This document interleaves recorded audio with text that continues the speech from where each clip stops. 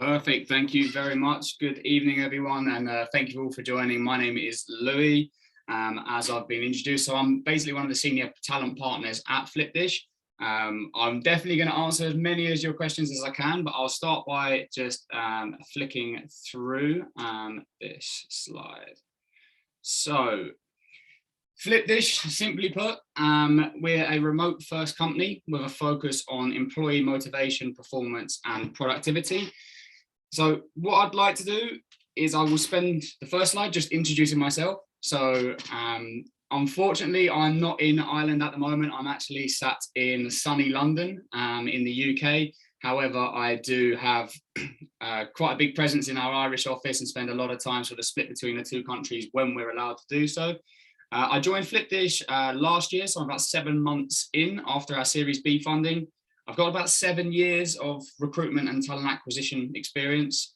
Like a lot of people at Flipdish, I have a background in hospitality. So I was a chef before I started recruitment, and I'm still passionate about the hospitality industry. So I guess, what am I doing here? What am I doing at Flipdish? Essentially building an inclusive, diverse team that represents a variety of backgrounds, perspectives, skills, trying to create an open, honest and sort of transparent culture. So I guess the next question is, what do we do? So what I'm going to do here is I'm just going to share a quick video as to what we do as a business. So hopefully the sound comes through on your side. And I'll just click play here. It's only a minute long. Everyone loves delicious things to eat and drink. Your business is great at making those. But when people are thinking of ordering, how do they get it from you? That's where online ordering with Flipdish comes in. With Flipdish, you get your own mobile app with your logo and branding, perfect for customers to browse your menu and pick their favorites. You can also easily add online ordering to your current website, or if you prefer, we can give you a new one. You can get convenient self-service kiosks, as well as table ordering to help you lower costs, free up staff, and increase your average order size. With our innovative back-end integrations, all orders go straight to your existing point-of-sale system or to the Flipdish terminal, boosting your business efficiency. Flipdish is a powerful platform for franchise chains of restaurants, as well as independent cafes, bars, hotels, and more. And through our managed marketing service, our experts can give you better visibility and build your brand. Flipdish is easy to set up and use. With our portal, you can view reports, sales growth, and much more. What's great is that with Flipdish, you pay a lot less than with marketplaces, allowing you to make more profit. And you're in control of your invaluable customer data so that you can make informed decisions about your business strategy. Flipdish is a proven and reliable partner, facilitating millions of orders globally. With Flipdish, you can grow your customer base and keep them coming back, thanks to automated loyalty and retention tools. We can even help you get set up for deliveries with our last mile delivery partners. Get online ordering with Flipdish. It's got your name on it.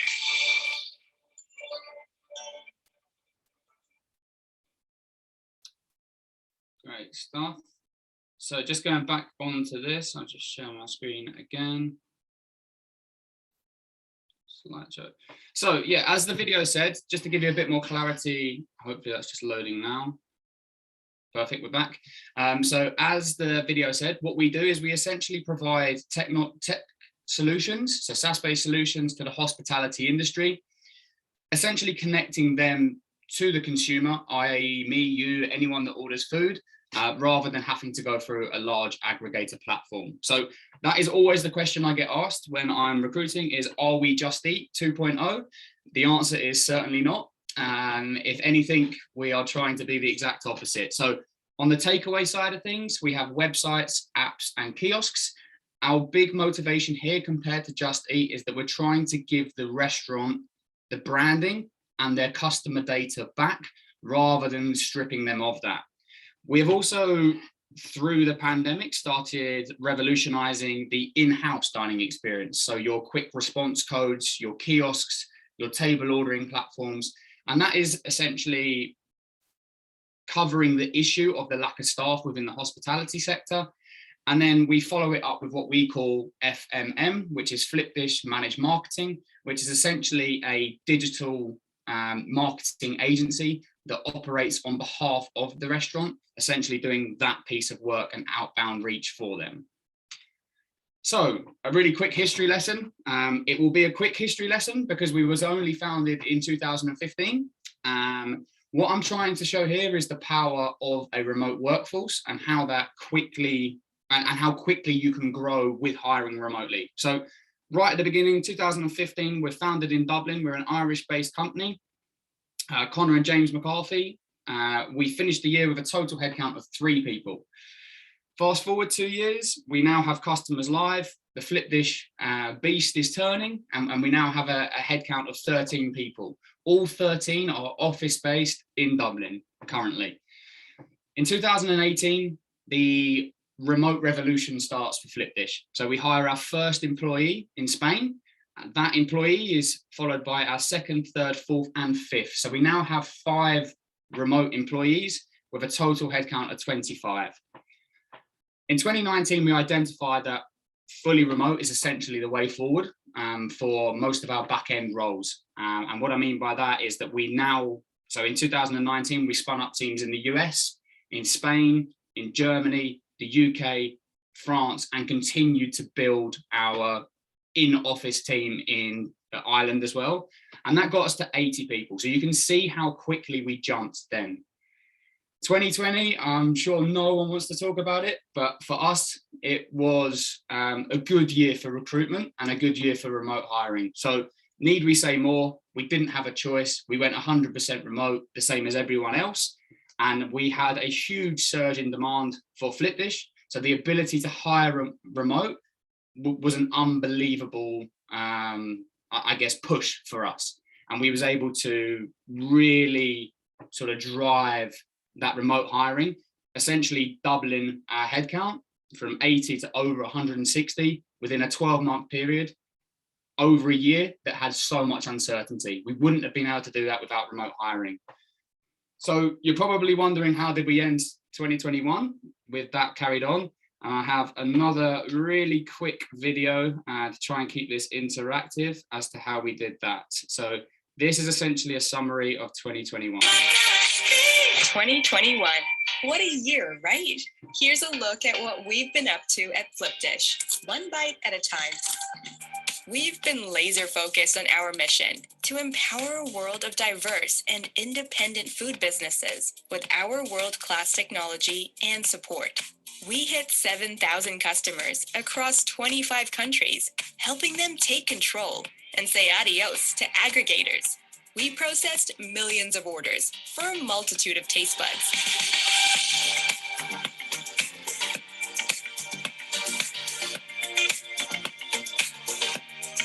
We covered over 7 million kilometers in deliveries.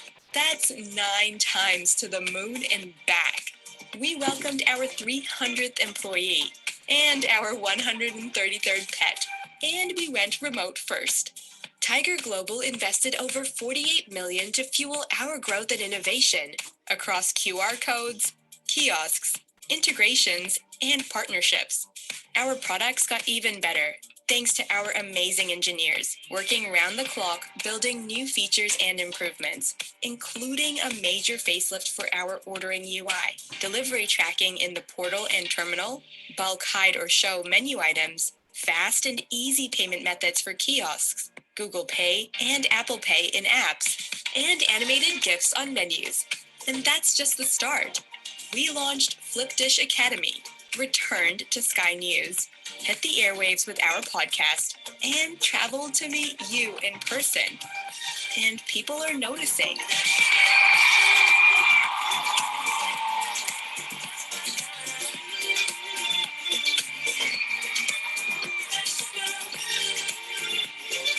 And guess what? We're still hungry for more. 2022, bring it on.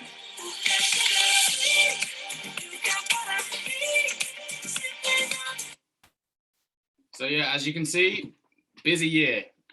So I guess the sort of the headline figure. The headline figure from 2021 when I started was that we actually had somebody join the business every single business day of 2021. So every single business day of 2021, we had a new joiner in the company, which would just not have been possible if we required everyone to come into the office. So what's next for Flipdish? Somebody asked me about our growth plans.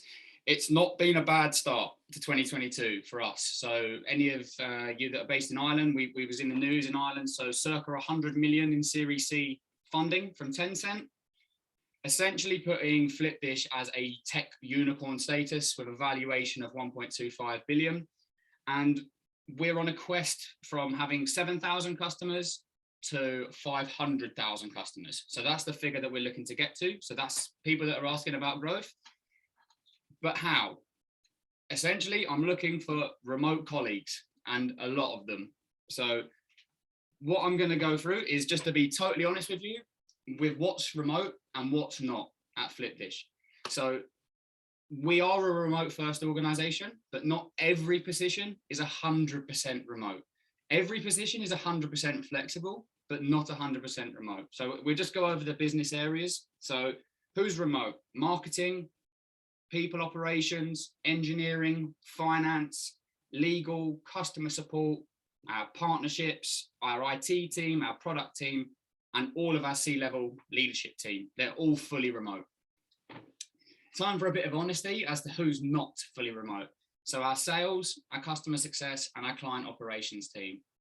Now at Flipdish, we're a big believer in face-to-face interaction with our customers is still the way forward. We're not trying to remove the person from that hospitality experience. It's one of the best experiences of going out to eat or going out to drink is getting to interact with the bar staff or the restaurant owners or the waitress or the waiter. We feel exactly the same from a sales perspective.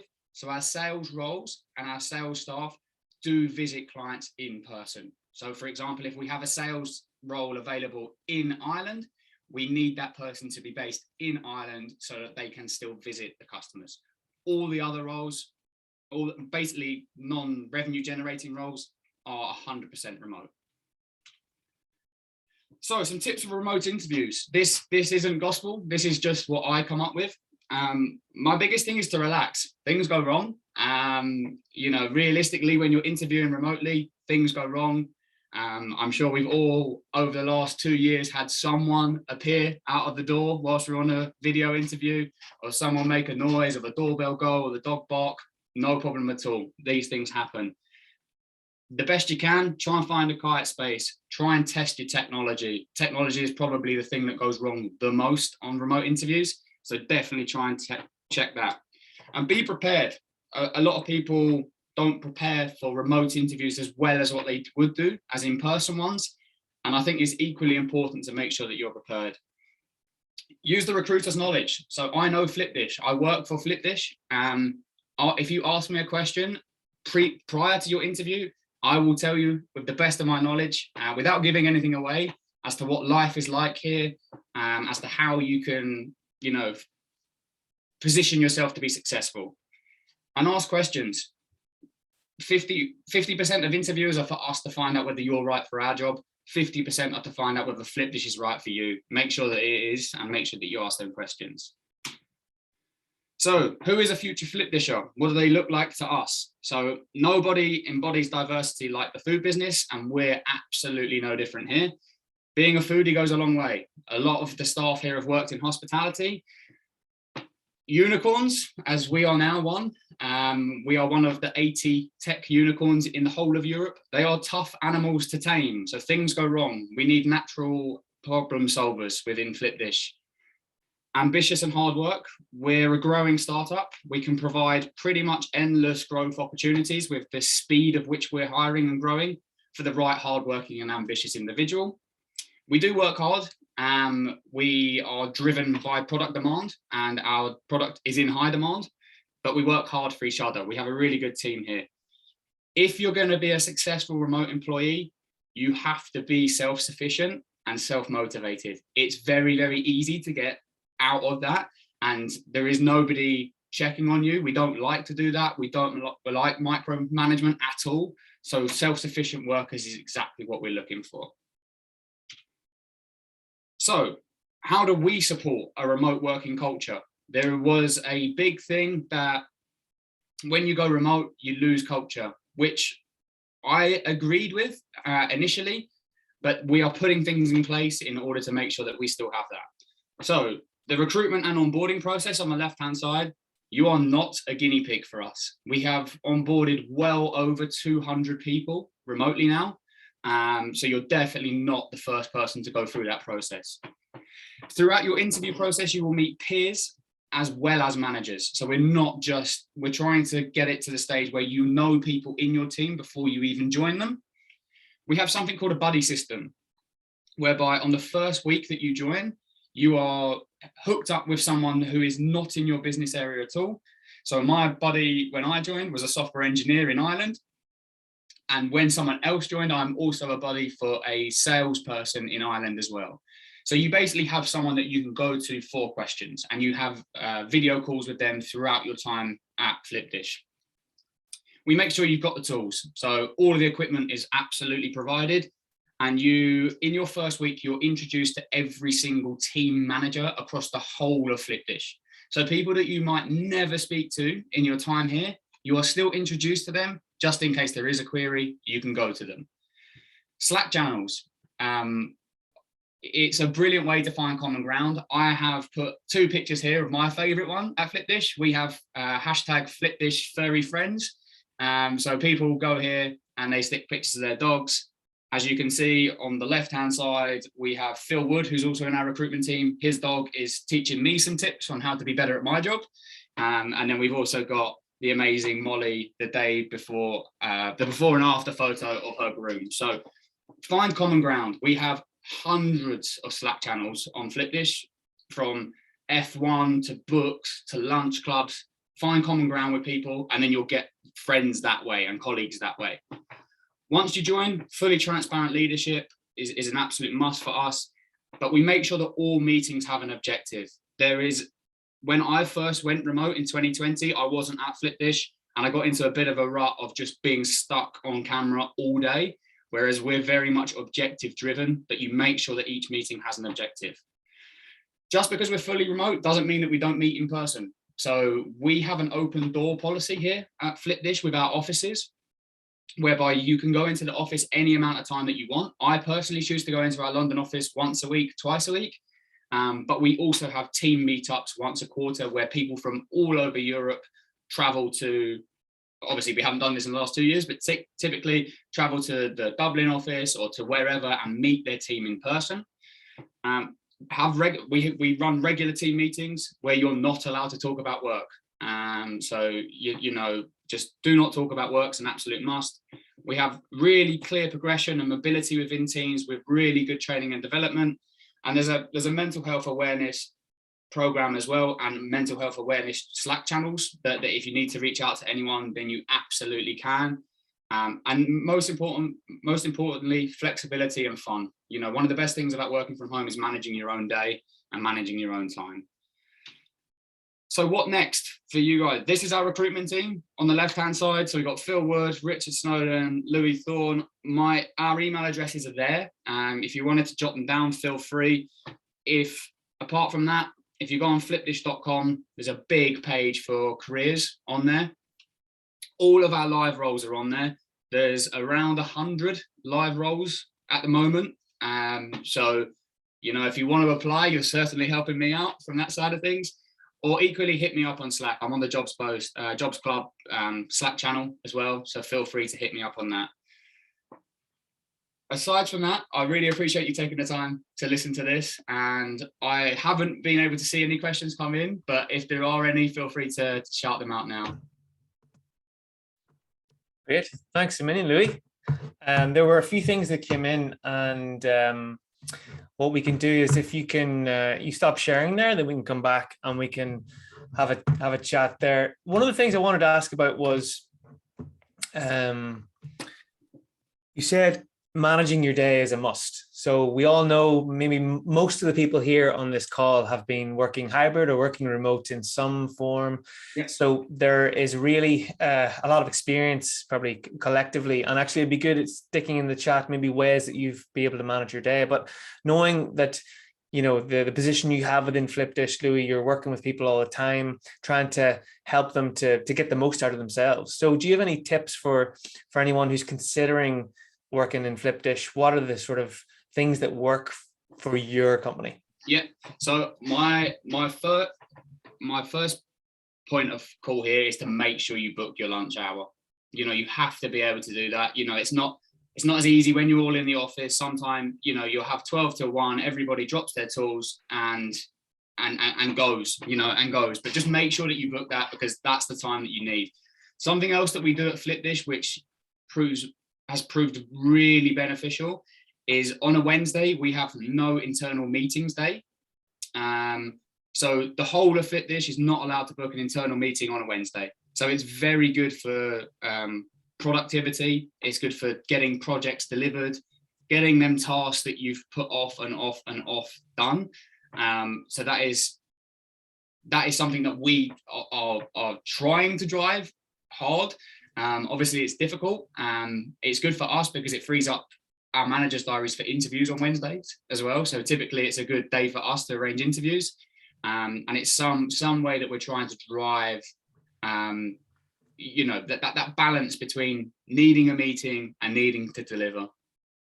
Great, thank you, Louis. And that's an interesting model. And I've heard this in different companies where they would have specific days for specific tasks or specific departments where they try to get lots of things done in the one. So the separating out the week like that is a really, really interesting thing. And it's good to hear that you're able to make that work, or at least have the ambition there.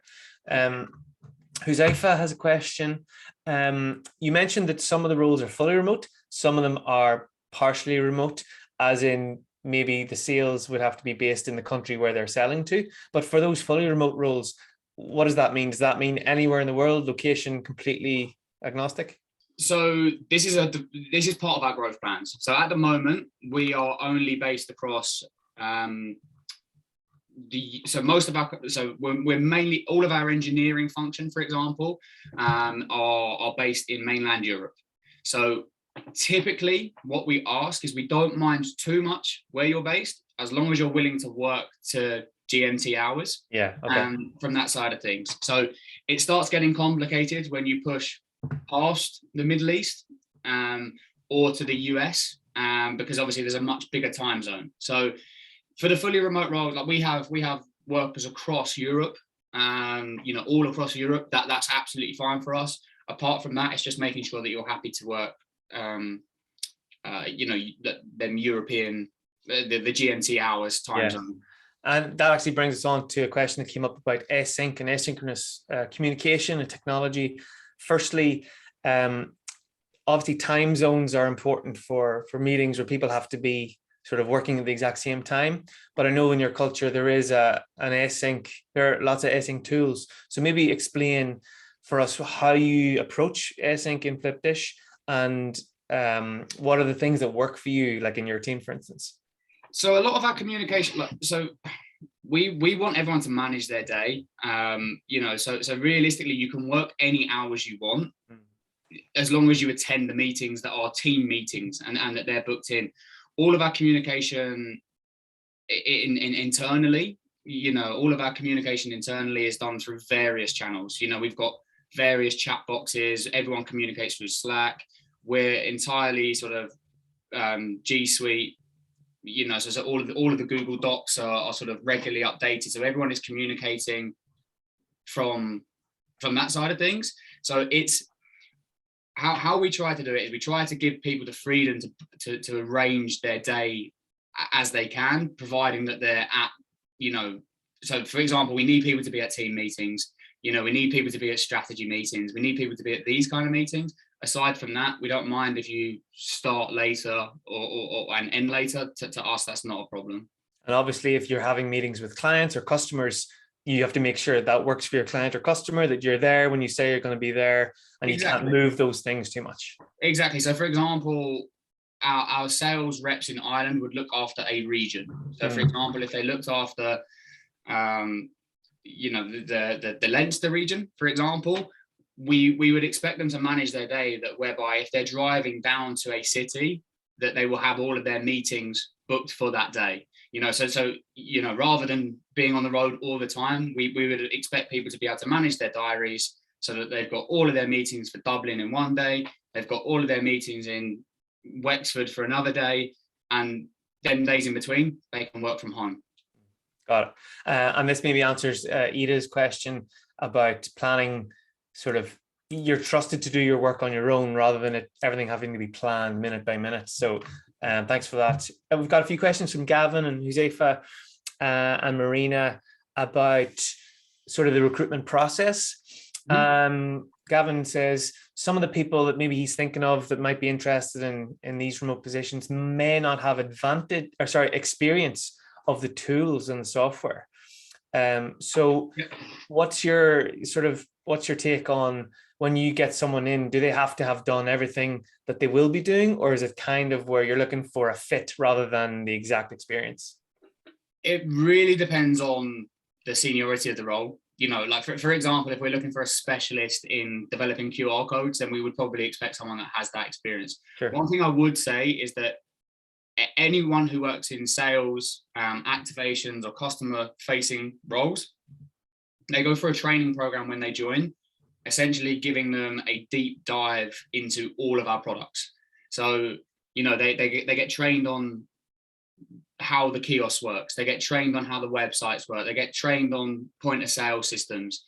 So they do have that training, and we hire from graduates to highly experienced sales professionals. They all go through the same training, to fully understand, what our products do, and to be able to sell them properly, you need to know the little quirks about them. Yeah, but you don't necessarily need that before you get the role. So you're saying you'll depending on the level.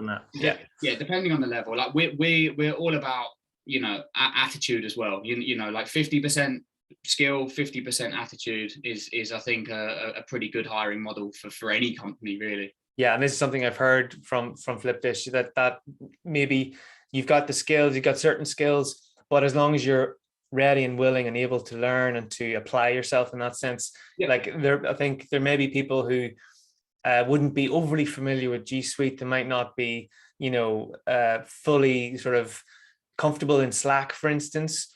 So whenever people present at interview, is that a question that comes up, and how is it dealt with? I'd never used Slack before I started here. Personally, I'd never used Slack, and and this is actually the first time I've ever had a Mac. So I'd always been on, Windows platforms before. So, first-hand experience, that was never asked of me. So no is the answer to your question, the short answer. Brilliant, thank you. And question about the hiring process. So how many interviews are there? What's the sort of time, usually the time period? And what are any internal insights that you can share with everybody?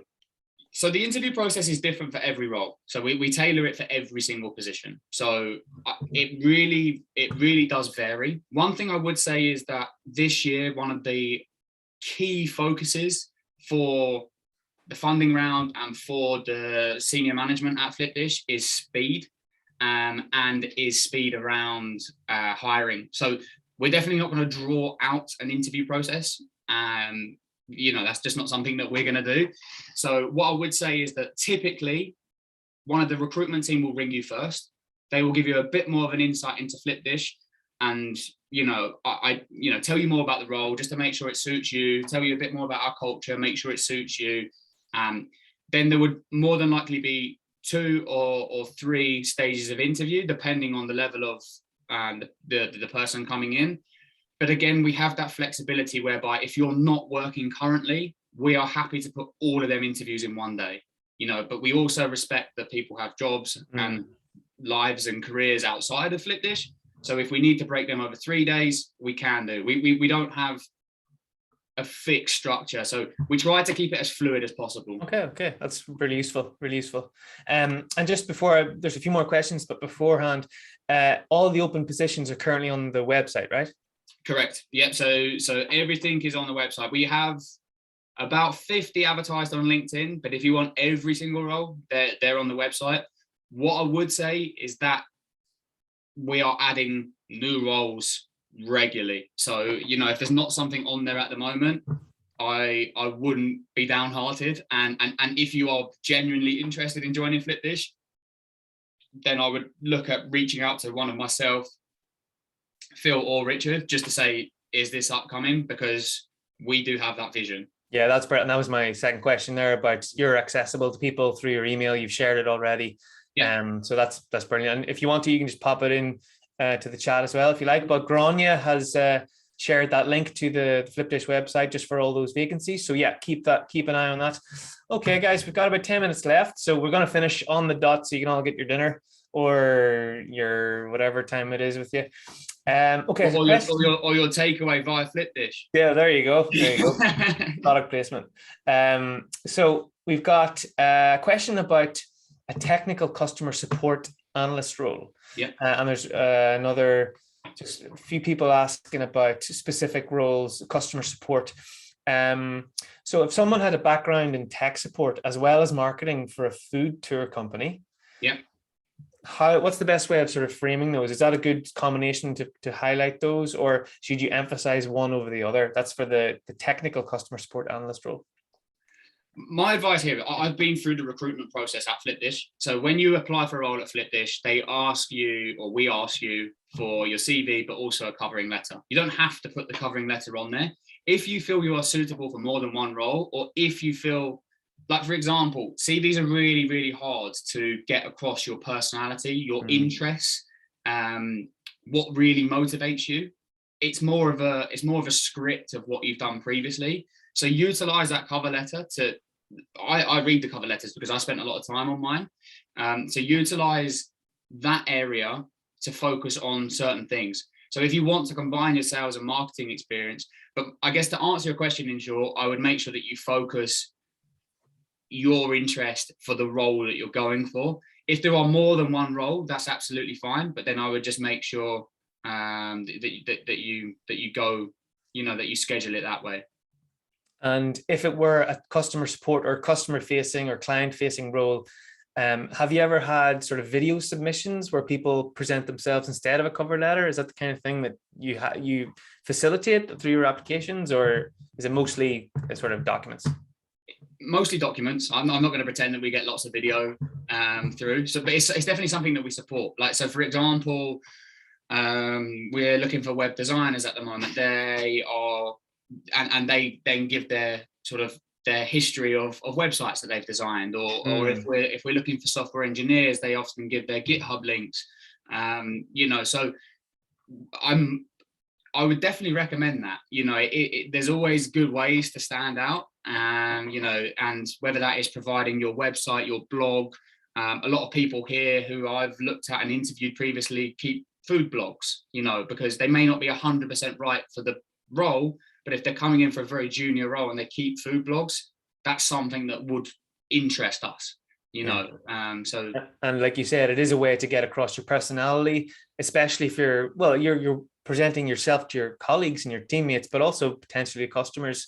But yeah, that's great. Thanks so much, Louis. There are lots of questions coming in, so just in case I don't get through them all, you have Louis' email there. And thanks again for that, Louis. So a question from Christine: are the sales roles commission based depending on the sales, or are they salary based? Do you know that? Both. So if your question is, are they 100% commission based, the answer is no. I really don't like that model. Not that I choose the model that we have here, but no, we're salary plus commission. It's not 100% commission based. And what about would you have many people joining where this is your first remote role? I know that you went through the history, and obviously there were people who weren't remote, and then everybody went remote sort of 2019. Yeah. So what if someone didn't have remote experience? It's not a problem for us. I guess that goes back to our point of, you're not a guinea pig. So like, don't panic about it. It's not our first experience onboarding someone remotely. We had a huge flux of people who worked in hospitality that joined us, because we had people who had worked in hotels, in restaurants, in bars, who were on the floor in the coalface, as it were, for the hospitality industry, and decided they wanted to get into tech. None of them people had worked remotely before, naturally, and then they've come over to us. So I wouldn't worry too much about it. You don't need remote experience to be able to work remotely. Like I say, it's more about that self-motivation, that self-discipline, that ability to create a routine when it's really easy not to. You know, when you're sitting in the room next door to your sofa, having that sort of self-discipline to stay focused and motivated is more of the issue than it is not having worked from home before. And like you said, Louis, it's probably 50% or maybe even 51% attitude in terms of how you're looking for people who can work, even though they've not had that direct experience with the technology or the tools. Question from Robert. Do you know, are there any risk analysis or compliance rules coming up in the sort of expansion, Louis?